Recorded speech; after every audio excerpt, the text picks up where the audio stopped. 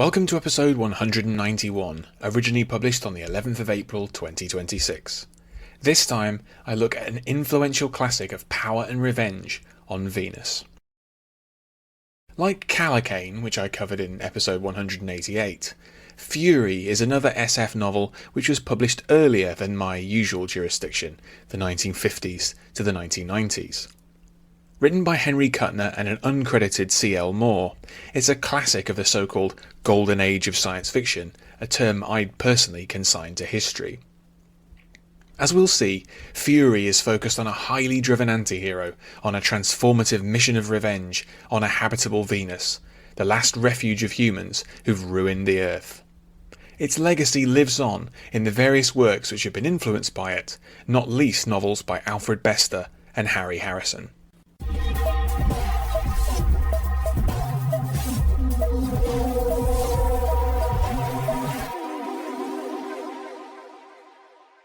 Henry Kuttner and C.L. Moore were one of the preeminent power couples in science fiction. Coming to prominence as writers individually in the 1930s, they met through the circle of figures around H.P. Lovecraft and married in 1940. They formed a highly prolific and unusually close collaboration, working together so intricately that their contributions were often inseparable.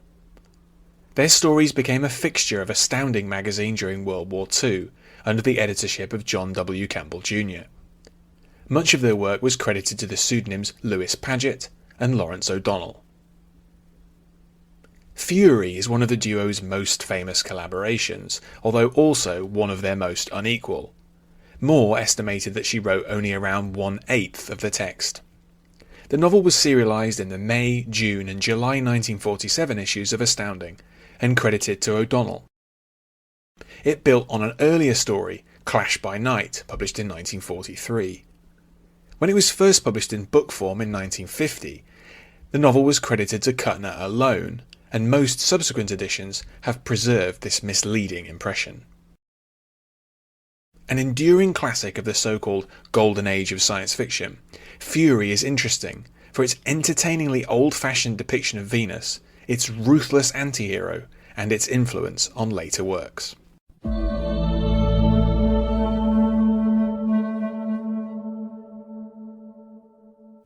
The novel is set at least 2 centuries into the future. By this time, Earth has been devastated by nuclear war, possibly even destroyed altogether, and the last bastion for humankind is Venus. Because the surface is a brutally hostile jungle, humans dwell instead in the keeps, underwater cities enclosed by vast domes made of resilient impervium. These societies are run along strict, hierarchical lines. At the bottom is the mass of ordinary people living largely without purpose. At the top are the immortals, an elite class of mutants who enjoy incredible longevity, their lives stretching out for several hundred years. The novel centers on Sam Harker, a character who's known by various names as the plot progresses.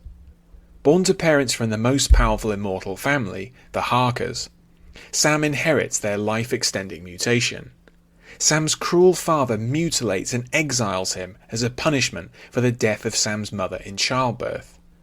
Growing up unaware of his heritage, Sam becomes an opportunistic street criminal and then a major player in the underworld of the Keeps. Eventually betrayed and robbed of 40 years of his life, Sam sets out on a mission of revenge during which he learns more about his past. His bid to spearhead the colonization of the surface of Venus also causes him to transform humankind's future. From today's perspective, one of the most striking aspects of Fury is its depiction of Venus, which is fairly typical for SF in the first half of the 20th century. At that time, knowledge about conditions on Venus was limited, and the planet was often felt to be a likely candidate for extraterrestrial life and habitability. These hopes were dashed in the 1960s, especially by the Soviet probe Venera 4, which indicated that the planet's atmosphere is not only toxic, but also extremely hot. In Fury, Venus has a hostile but lush jungle environment. Its air and soil are rife with aggressive microorganisms, its seas teem with ravenous creatures, and ferocious land predators lurk within its prolific vegetation. Kuttner and Moore confine their imagined human population to the ocean depths. The immense engineering challenges these cities would present is waved away by the invention of the miracle metal impervium.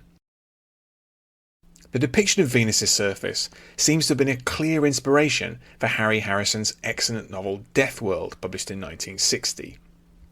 That title has since been used to describe similarly hostile planets in various SF contexts, including Warhammer 40,000.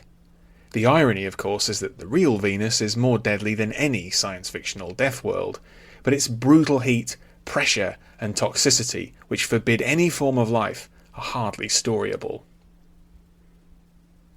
The setting of Fury is not its only influential element. The character of Sam Harker, vengeful antihero, has also left his mark on later science fiction. In particular, he's a clear precursor for Gully Foyle, from Alfred Bester's better-known novel The Star's My Destination, published in 1956. While Bester's novel takes inspiration from the Count of Monte Cristo, it was also very likely influenced by the work of Kuttner and Moore. Both anti-heroes are mutilated, betrayed, and abandoned. Both act out of selfishness and a desire for vengeance, but inadvertently trigger wider changes that affect all of humankind. Fury depicts the Keeps as a stagnant society, frozen in meaningless pleasure and directionless labour. Kuttner and Moore imagine a civilization in which the power of the few is so entrenched, so beyond challenge, that the human spirit itself is threatened. The Keeps are a void without hope of change. Conversely, Sam Harker is an agent of change, a catalyst for upheaval. This kind of conflict is one which writers of SF, a genre acutely concerned with change, have relitigated many times over the decades. Fury does so engagingly, even after all the years that have passed since its publication. Thanks for listening. For more classic science fiction reviews, visit andyjohnson.xyz. You can also find the show on YouTube and follow updates on Blue Sky. In both cases, just search Classic SF with Andy Johnson. Finally, to get in touch, use the contact form on my site or hit the link in the episode description to send a text message.